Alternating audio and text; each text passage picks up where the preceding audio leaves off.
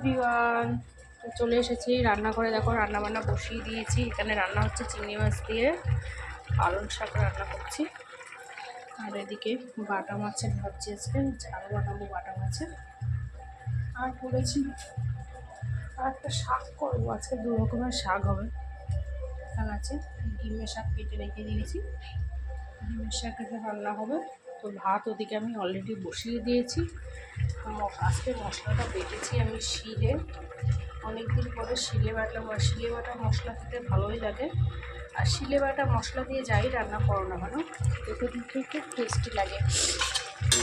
শীত তো চলেই গেছে বলতে গেলে, তো ভাবলাম একটু পালং শাক রান্না করেছি। কিন্তু এটা হয়েছে আমার ননদের বাড়ির পালং শাক, একদম সার ছাড়া, খেতে দারুণ লাগে এই পালং শাকটা।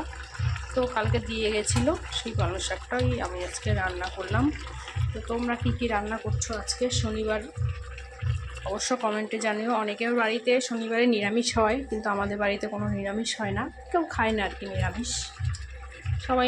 সবাই মাছ খেতে পছন্দ করে, তাই কোনো সময় আমাদের নিরামিষটা হয় না। তো তোমাদের আজকে দুপুরে কী রান্না হয়েছে অবশ্যই তোমরা কমেন্টে জানিও।